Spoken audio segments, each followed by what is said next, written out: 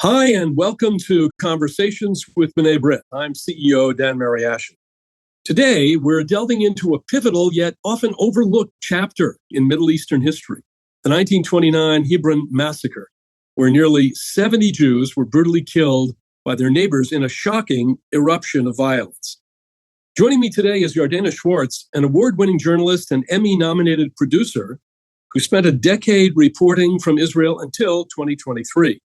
Her work has been featured in leading publications such as the New York Times, Wall Street Journal, The Economist, Time, National Geographic, and Foreign Policy.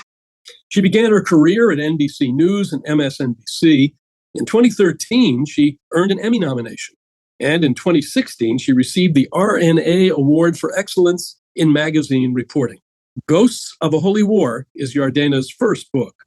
In our conversation, we'll explore how the horrific events of 1929 continue to influence the Israeli-Palestinian conflict, examine the personal narratives uncovered in Schwartz's research, and discuss the lessons these historical insights offer for today's geopolitical landscape. But before we get into today's conversation, a quick reminder. If you enjoy this program, subscribe to Conversations with B'nai B'rith wherever you get your podcasts, and leave us a rating. You can also subscribe to our YouTube channel and follow us on Facebook to stay updated with all of our latest content. In Ghosts of a Holy War, the 1929 massacre in Palestine that ignited the Arab-Israeli conflict, Yardena Schwartz presents a meticulously researched narrative that not only recounts the tragic events of 1929, but also draws striking parallels to present-day tensions. Through extensive archival research and interviews with both Israelis and Palestinians, she reveals how the violence in Hebron nearly a century ago still echoes in the region's ongoing struggle. The book has been praised as a compelling story and a must-read for anyone seeking to understand the historical roots, at least in part, of the Arab-Israeli conflict. It is essential and timely reading. Yardena, welcome to the program. Thank you so much for being with us today. Thank you, Dan. Great to be here. Well, before we jump into the book itself, let's start with the title, Ghosts of a Holy War. What do you want readers to take away from that title, especially given how religion has fueled and framed the Israeli-Arab conflict from 1929 all the way through the present day? Well, that's one of the things I want people to take away, the fact that the religious aspects of this conflict have been ignored for far too long, and they can no longer be ignored if we want to get out of this never-ending cycle of violence, because you can't solve a problem that you don't understand. And, this has always been a war waged by people who weaponize religion, particularly Islam. The weaponization of Al-Aqsa Mosque has fueled so much violence dating back to 1929 to, of course, October 7th, which was named the Al-Aqsa Flood by Hamas. But another thing is the other word, ghosts. The Ghosts of a Holy War, the name really represents the fact that the drivers of this conflict date back much longer than most people realize. I think so many discussions of this conflict begin at different points in its history, like 1967, 1948, yet people rarely go back to this very pivotal moment in history of this conflict, which really set the stage for the conflict as we know it today, and that is the massacre of 1929 and the ghosts of those who incited those riots and the people who were massacred, and the legacy all of that left behind really is still with us in very haunting ways today. Well, you open with a vivid portrait of Hebron in 1929. And for those unfamiliar, and there are many who are familiar, but for those who aren't, Hebron was King David's capital for 7.5 years before moving to Jerusalem. And of course, it's the burial site of our patriarchs and our matriarchs. But in 1929, what was the city like at that time? So in 1929, Hebron was a very sleepy, serene, beautiful city on a hill, and a very peaceful city at that. It was considered one of the safest places in British Mandate Palestine for the Jewish community. Jews and Muslims had lived side by side in relative peace and harmony for centuries. The Jewish community was very small and in many ways subservient to the Muslim majority of the city. They could not, for instance, enter the tomb of the patriarchs, the home of the patriarchs and matriarchs of the Jewish people. They were forced to pray outside of the tomb because it had been turned into a mosque, the Ibrahimi Mosque, and only Muslims could enter there. But Jews and Muslims owned businesses together. Many of the Jews living in Hebron rented their homes from Arab landlords. Arabs and Jews attended each other's weddings and holiday celebrations. But the Jewish minority was a very quiet, pious, religious community of about 800 people, roughly half Ashkenazi and half Sephardi. So many of them were Arabic speakers, natives of the land. And there were about 20,000 Muslims living in Hebron. And my book centers around one young American from Memphis, Tennessee, who had moved to Hebron to study at the prestigious Hebron Yeshiva. At the time, the most prestigious yeshiva in the land of Israel at the time was in Hebron. It had recently relocated from Lithuania to Hebron. It was called the Slobodka Yeshiva. And he was among a few dozen American students there, but the rest of the students were mostly either, Palestinian Jews or Jews from Eastern Europe. Yeah, I have a connection to the Slobodka Yeshiva, actually. One of my great uncles was educated there under the tutelage of Rabbi Yitzchak Elchanan Spector. So it was one of the really prestigious yeshivot, certainly in those days. Going back to the 19th century, are we pretty much the same from the 19th century into the 1929 era? How did things shift, if they did, in the years leading up to British control? So in the 19th century, Palestine was a province of the Ottoman Empire, as it had been for hundreds of years. And then with the fall of the Ottoman Empire at the end of World War I, the British took over Palestine, received the mandate to rule Palestine from the League of Nations. And within the British mandate was this promise of the British to establish a Jewish home in Palestine. And the idea was not necessarily a Jewish state, but a place where the Jews could be safe from persecution. We don't need any reminders of what was happening at that time in the early 1900s. Jews were fleeing pogroms across Europe, and the immigration of Jews into the U.S., it wasn't banned, but there were very strict limitations. And there had also been strict limitations on Jewish immigration to Palestine under the Ottoman Empire. But when the British took over and when they gained that mandate and that promise of reestablishing, and that was actually a key word, reestablishing. It wasn't the idea of this creating this Jewish home. It was recreating, bringing the exiled Jewish masses back to the land of Israel, giving them a safe place to live free of persecution. And this is when those immigration quotas ended under the British. So the British enabled tens of thousands of Jews to flee Eastern Europe, to flee the pogroms, to flee the rabid anti-Semitism that would later engulf Europe before it was too late. So then how did this become politicized? We've seen Exodus, and we've read books, and we've seen how the British were working on both sides. Where did this all become politicized? So there were, before 1929, and even a bit after 1929, there were many Arab leaders in Palestine who favored Jewish immigration. They recognized the need for, new industries and new institutions to kind of breathe new life into Palestine. And much of that Jewish immigration and, the Zionist movement had helped fight malaria in certain areas and revived and rehabilitated the citrus export and turned Palestine into the number one exporter of citrus.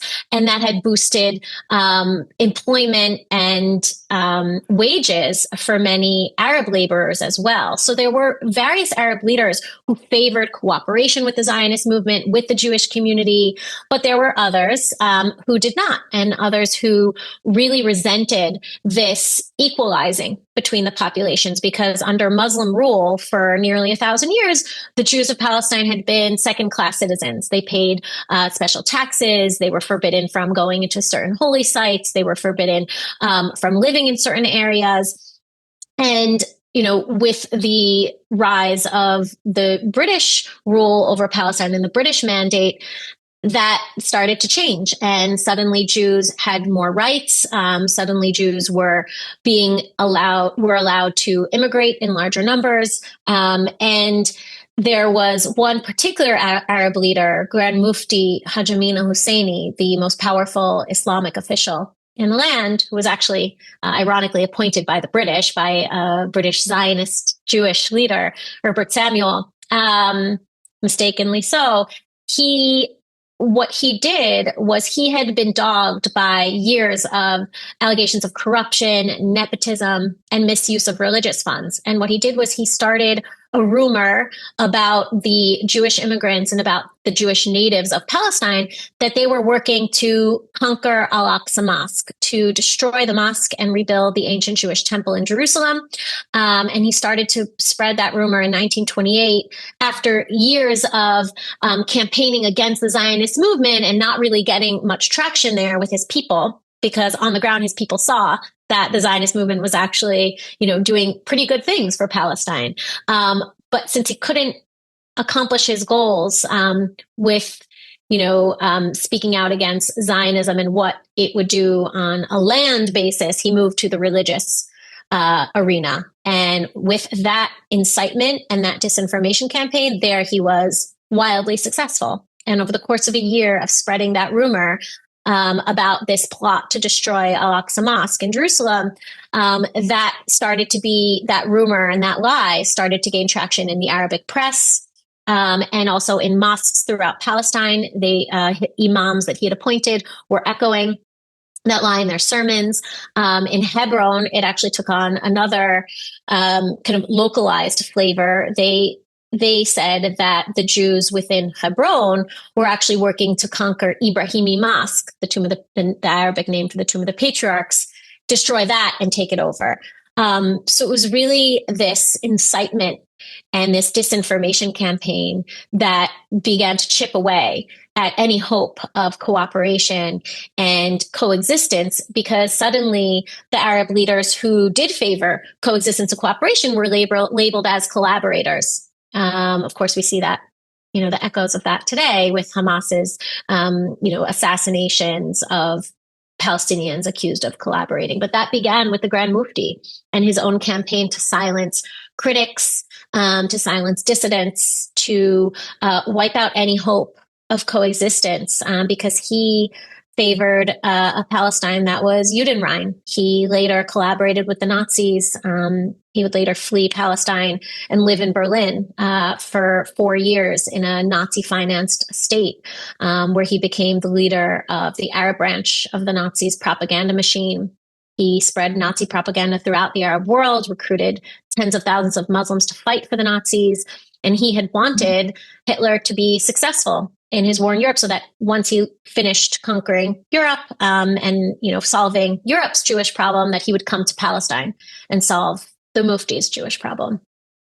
Yeah, that's the Grand Mufti certainly was an important player in the Nazi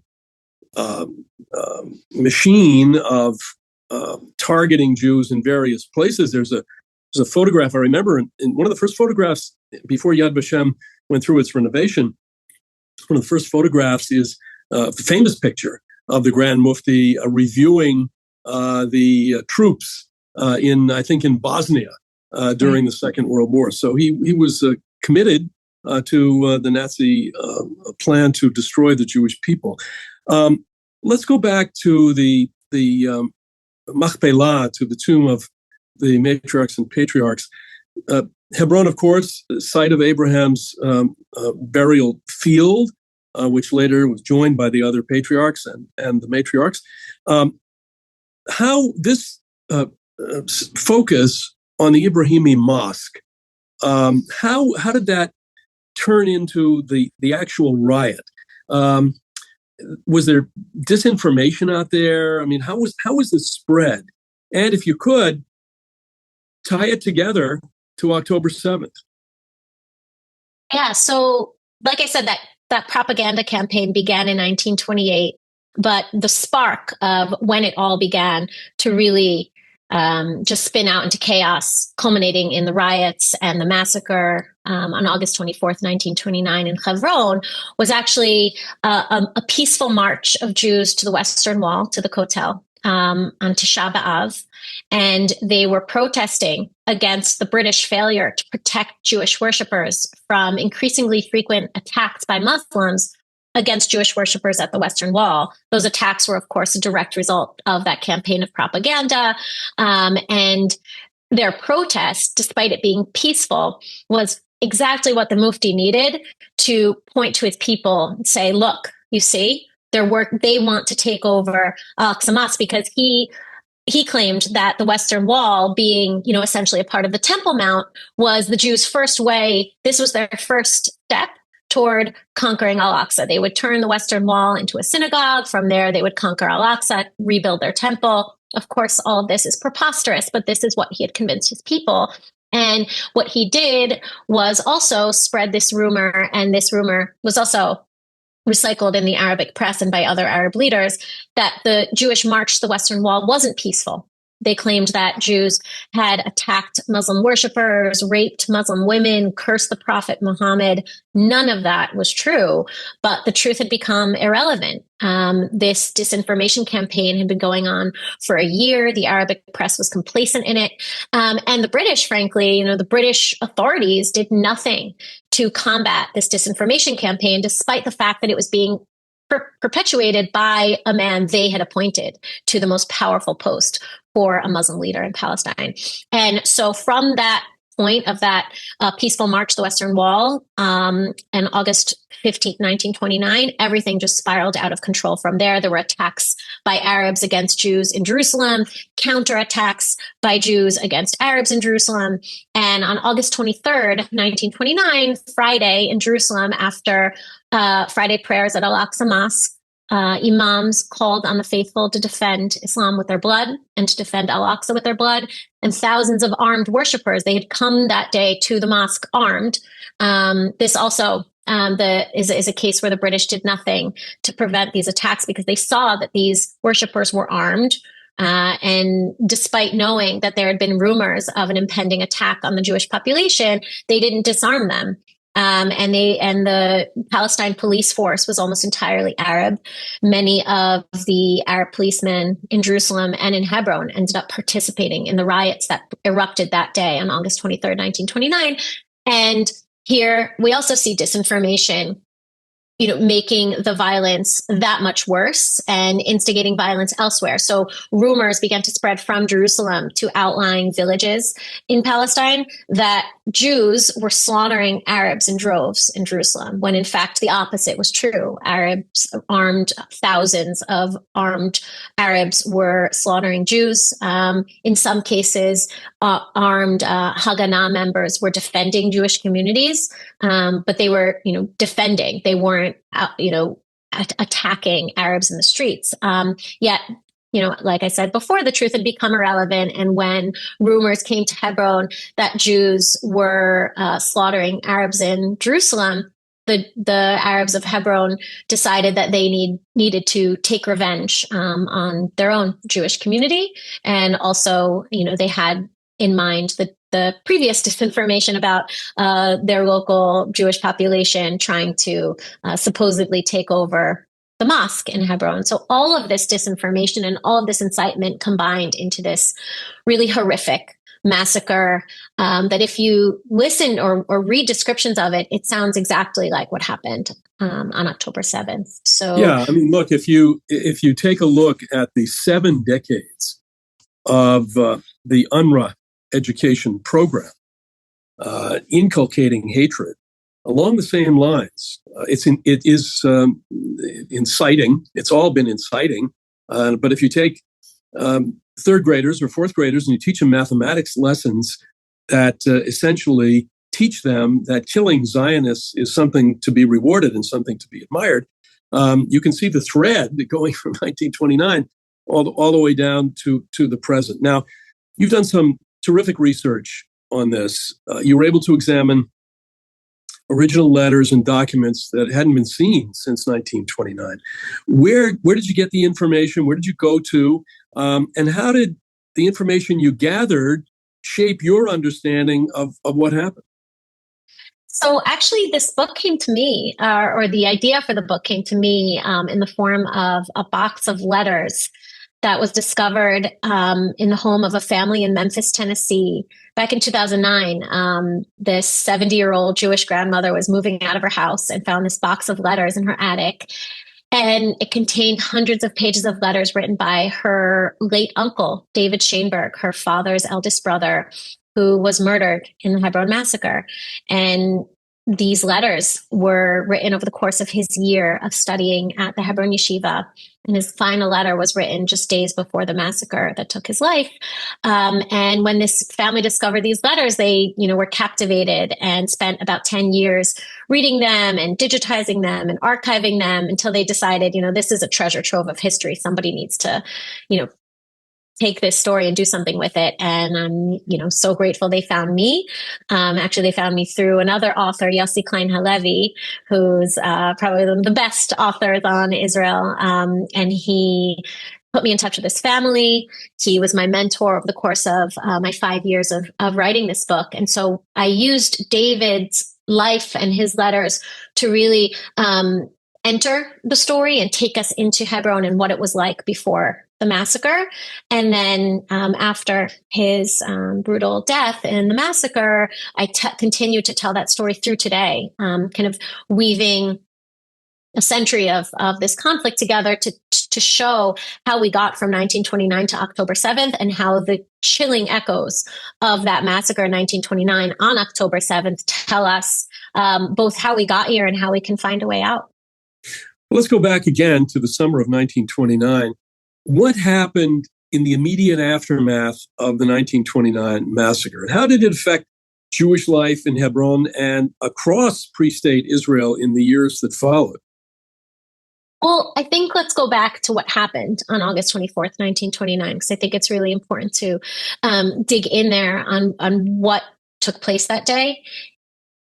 On the morning of August 24th, 1929, which was also a Shabbat, just like October 7th, 3,000 Muslim men armed with swords, axes, and daggers marched through the ancient Jewish quarter of Hebron. And at the time, the families, the men, women, and children living in those homes, in those unarmed Jewish men, women, and children, were cowering in fear, huddling inside their homes, hoping that the mobs wouldn't make it to their home. And one by one, nearly every home was hit. And 67 unarmed Jewish men, women, and children were slaughtered that day, many of them by their own neighbors, friends, coworkers, landlords.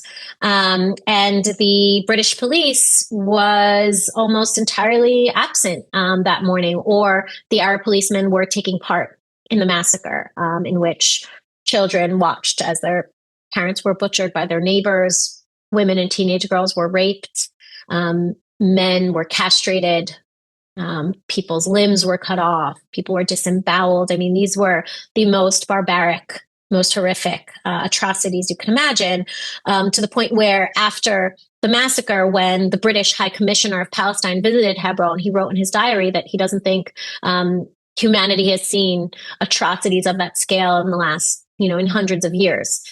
But what happened that day to the Jewish community, this ancient Jewish community, was decimated and exiled by the British, who evacuated them several days later. Once the riots across Palestine had subsided, they brought them to Jerusalem and told them never to return. And so, for the first time in thousands of years of Jewish presence in Hebron, there was no longer a Jewish community in Hebron.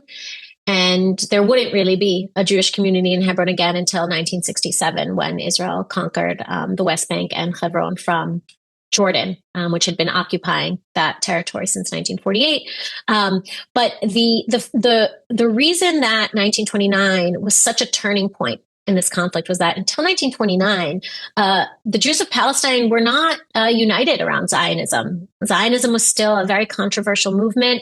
It was seen as a secular European movement. And when I talk about Zionism, I'm talking about political Zionism. Of course, every Jew living in the land of Israel, and particularly religious Jews, of course, the centrality of Israel and the land of Israel to Judaism was not something that was controversial. But the idea of reestablishing the state of Israel, having a national state, a national identity for the exiled Jews of the world, was seen by many traditional and religious Jews as something that should only happen through the will of God. The arrival of the Mashiach, the ingathering of the exiles was something that was seen as a religious cause, not something that could be done by man.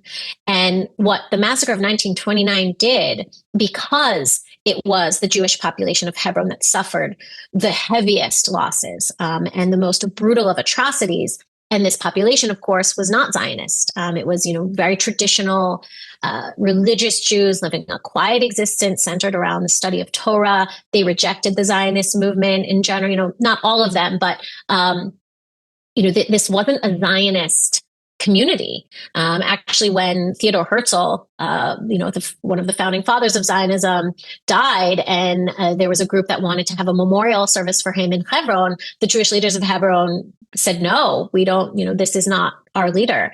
And the fact that there had been such warm, beautiful relations between the Jews and Muslims in Hebron before 1929 was really a shattering of many hopes for coexistence, and also convinced many until then anti-Zionists to rally around the cause of Zionism, because they realized that Jews would not be safe in the land of Israel unless they had their own country and their own army to protect them. And so the Zionist movement became really, a uniting force for the Jews of Palestine at that time. And many more Sephardi and traditional Jews began to join the Haganah, the underground Jewish defense force that until then was really, a secular Ashkenazi operation. And it was also a very small, very decentralized, very disorganized. And with this this transformation of Zionism and of the old Yishuv after the 1929 massacre, after this traumatic,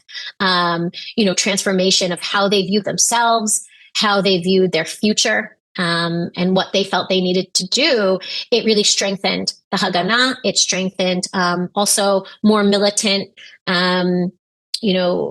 factions within the Haganah, who then ended up forming other Zionist militias to become not just defenders of Jewish communities, because that was what Haganah was. It was solely for defense. There was, a kind of motto within the Haganah at that point where it's all about defending Jewish communities. There's no, retaliatory attacks. There are no preemptive attacks. And there were factions within the Haganah who said, no, the 1929 massacre showed us that we need to be preemptive. We knew that there was going to be some kind of outbreak of violence against Jewish communities throughout Palestine. And if we had been able to preempt those attacks, perhaps we could have saved many of the Jews who were killed in those riots, and particularly in Hebron. What's interesting there, and this is also another echo of October 7th, is that there were warnings that went ignored. In just a day before the riots erupted, members of the Haganah came to Hebron and warned the Jewish leaders there that there were going to be riots, they were going to reach Hebron, and we can either arm you, or not arm you, sorry. We could either have armed men here to protect you if and when those riots erupt, or we can evacuate the Jewish community of Hebron to places like Jerusalem until the riots subside. And the Jewish leaders of Hebron were unanimous in their opposition. They said, no, our Arab neighbors will never hurt us. They're our friends. They'll protect us if anything happens here. And their opposition was unanimous, and the Haganah left immediately, and the Haganah understood that the Jewish community of Hebron was going to be massacred. They delivered, a black report to the head of the Haganah. And one day later, when it became clear to the Jewish leaders of Hebron that they had been wrong, they went to the British police chief of Hebron and asked, him to protect them. And his response was simply, stay in your homes and you'll be safe. And of course, he was dead wrong. So between 1929 and 1948, there was also 1936. There was another big outbreak of violence against Jews. Then there was also the British White Paper, which was preventing immigration into Palestine. So the British official position, also of the police, from what you're saying, is kind of like, hands off. It begs the question, for example, were any of the Arab leaders, not only talking about the Grand Mufti, but others, because there were others, of the Arab leaders ever held accountable for the acts of 1929, also the acts of 1936? Obviously, they went on continuing to incite. So no one was tried as a war criminal. No one was tried for what you have just described, which was this terrible massacre in August of 1929. What are the British, looking back, have you found in your research any British historians or former government officials or whatever say, we were wrong. We should have defended Hebron. We should have prevented 1936. They kind of went along to go along. Does anybody write and say, I'm sorry, we missed it, I apologize? So in the immediate aftermath of the massacre, the British actually established this royal commission to come to Palestine from London to investigate the causes of the riots, to investigate what really happened. And for my research for this book, I read hundreds of pages of both the testimony and the hearings that were conducted for that commission and the conclusions that commission reached. And it's very clear from both the hearings and the conclusions of that commission what the British really were trying to do. And it's clear because if you read the hearings and the testimony that was given in those hearings, both by British officials and Arab officials and Jewish victims of the riots, it's clear what led to those riots. It's clear that it was the incitement and the disinformation campaign. And several British officials were very remorseful of their failure to combat that disinformation, their failure to protect the Jewish community of Palestine. But the conclusions don't really reflect that testimony. In their conclusions, they pardoned the Grand Mufti, allowing him to maintain the all-powerful positions they appointed him to, thus making him even more powerful afterwards, because for the more extremist radicals within the Palestinian population, the Arab Palestinian population, the fact that he successfully carried out this incitement campaign and this massacre, he didn't carry out the massacre, it was his followers that did. But, the fact that the British allowed him to maintain his post was a huge victory for him. It was not a victory for the Jewish population of Palestine, because in the conclusions of this British commission, they very conveniently laid the blame at the feet of those Jewish protesters on Tisha B'Av, claiming that it was their peaceful march to the Western Wall that had provoked the Arab population and provoked their legitimate fears of Jewish immigration and Jewish land purchases. Notice I use the word purchases, because none of this land was being stolen. It was being purchased from Arab landowners. Many of those landowners were the same Arab nationalists who were inciting their people against Jewish immigration and land purchases. So, in the aftermath of these riots, it was the Jewish victims who were once again victimized by the British this time with, new limitations on Jewish immigration and land purchases. At the time, the Jewish population of Palestine was just 20% of the population. And the population was less than 1 million people. So, it's really astounding how much the British worked to appease the really violent inciters and the violent leaders of the Arab people, rather than seeing, okay, we made a mistake in allowing this man to be the leader of the Arab population in Palestine.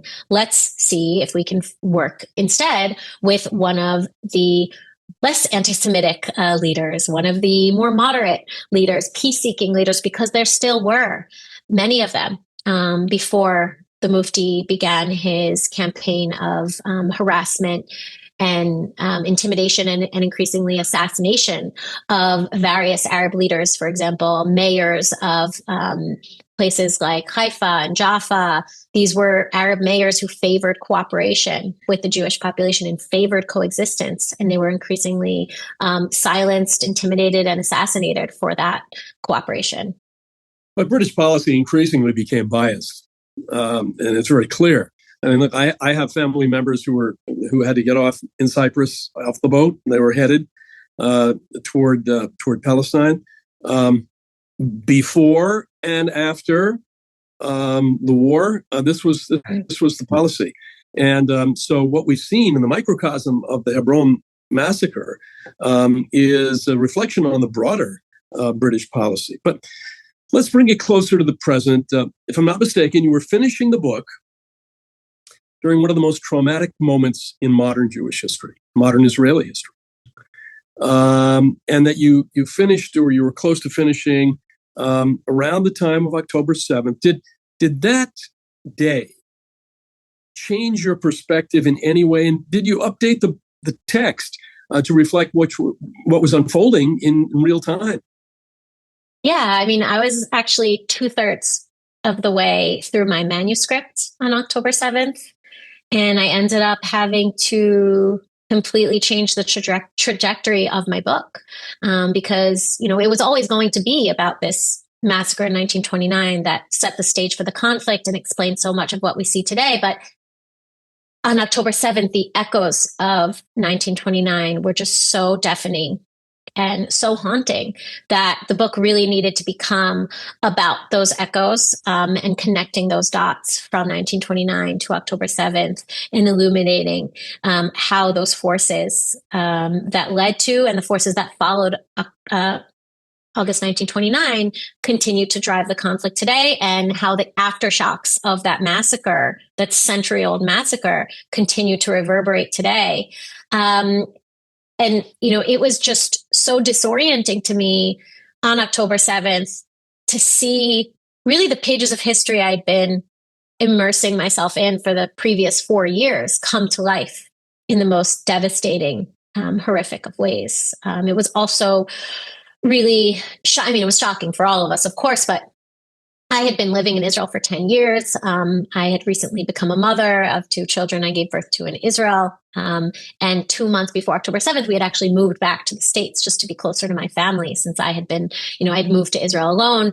But once I became a mom, I wanted to be closer to my parents and my siblings. And so to have and we had been living in southern Israel when I was living in Israel. I'd been living most of the time in Tel Aviv, but the last 2 years in Israel, I'd been living in Beersheba, which is where my husband is from. And so to see these videos coming in of, survivors of the Nova massacre being driven to Beersheba, and Beersheba under rocket fire for weeks and months after October 7th, while still writing this book, it was just very clear that this book needed to become something else. Before October 7th, I had envisioned it being a bit more focused on Hebron as the epicenter of the conflict and kind of painting a much more detailed picture of what Hebron is like today. There are still, of course, chapters about Hebron today. And of course, the 1994 massacre in Hebron by Baruch Goldstein, and, the revival of the ancient Jewish community of Hebron, and what that looks like today. That's still part of the book, but it's no longer the central focus of the book. And the central focus really is those parallels between these 2 massacres, 1 century apart, and what they tell us. Yeah, a couple of quick questions before we conclude. I'm curious, how have readers responded so far? What kind of feedback are you getting? Have any of the reactions surprised you? Tell us about some of the reactions and the feedback, because many people know, they've heard of the 1929 massacre, but they don't have the details. Now you've brought that out, and I must also say, Yardena, that really, in many ways, this is also recognizing finally the victims who, in many respects, have kind of disappeared in history. So, but what about the reaction? What have you been hearing? So, two of the most common reactions I hear is one, from people who thought they knew everything about this conflict and tell me just how much they learned from this book and how much they thought they knew but didn't, which wasn't surprising to me because I also thought I knew so much about this conflict. I studied, my undergraduate degree is in foreign policy with a focus on the Middle East. So I took many classes on the conflict and the history of the conflict, the history of Islam, in which the Mufti was never mentioned. So for me, that was one of the most surprising elements of my research, that learning so much about the Grand Mufti and his really villainous impact and lasting impact on this conflict, and his role during the Holocaust, which I had maybe just heard about. And that's one thing that many people say is that they learned so much more about the Mufti's involvement in the Holocaust and his, his role in really making this conflict what it is today, and how so many Palestinian leaders are really the political heirs of the Mufti, mostly Hamas, but also Arafat. Yasser Arafat was the Mufti's cousin. So many people learned that first from my book. I learned it first from my research for the book. Another common reaction I have from readers is that they were expecting, because the book is about, something that happened in history and it's about something, heavy and slightly depressing. They tell me it's a page turner and that it reads like a novel. So that's, a very nice compliment to hear. And that was my goal in writing the book, that it's nonfiction and all of this is true, but it reads like fiction because I really tried to make all of the characters and scenes come to life, and the places come to life. Because one of the reasons I was so captivated by David Schoenberg's letters from Hebron was that they made me feel like I was there. And I wanted readers to feel like they were there, both in, the chapters in which I'm writing about Hebron before 1929, the chapters about Israel today, and everything in between. So I've been really just, amazed by the feedback from readers, and I love hearing from my readers. And so far, the reception to the book has been really amazing, and I've been enjoying speaking about the book and its lessons across the country. I've probably been to 36 communities across the US and Canada by now. I'm actually speaking in Israel next week, in Jerusalem and in Tel Aviv. So really excited for that. And I hope more people read it, because I think, our knowledge of our own history is our greatest power. And I think right now, especially, our narrative has been co-opted by nefarious actors who would like to rewrite the history of this conflict and the history of the Jewish people, and erase our history in the land of Israel. And the only way we can combat that is if we know our own history and can counter that disinformation. I like to say, and I think it bears repeating, that the best antidote right now to anti-Semitism around the world is fighting the disinformation that is fueling that anti-Semitism. The only way we can do that is if we know the facts of our own history, because we're going to be the ones who defend against the slander against us, not our enemies. Absolutely. And that would be a good point to end this conversation. But I do have one additional question following up on this. Is there a documentary in the works? In the very early stages of discussions to turn the book into a docuseries, but nothing is happening yet. So hopefully it will come to fruition. Yeah. Well, I hope you'll come back when that's done, and we can talk about the documentary or the series, whatever you have. Ghosts of a Holy War, the 1929 massacre in Palestine that ignited the Arab-Israeli conflict by Yardena Schwartz is available at bookshop.org, Barnes & Noble, or wherever you get your books. Yardena, thanks so much for joining us and for bringing this important history to light. It's been great speaking with you, and we wish you continued success with the book and everything ahead. Thank you so much, Dan. It was a pleasure. Well, that's it for today's episode of Conversations with B'nai B'rith. A heartfelt thank you to Yardena Schwartz for joining us and for shedding light on such a defining moment in Jewish and Middle Eastern history. Remember, the conversation doesn't end here. Share this episode with others, post about it on social media, or leave us a comment or a rating. To stay updated, follow or subscribe to Conversations with B'nai B'rith wherever you get your podcasts. And be sure to subscribe to our YouTube channel and like us on Facebook for more great content. We'll be back soon with more thoughtful conversations on Jewish history, culture, and the issues that matter most to our community. Until then, I'm Dan Mariaschin. Thanks for listening, and take care.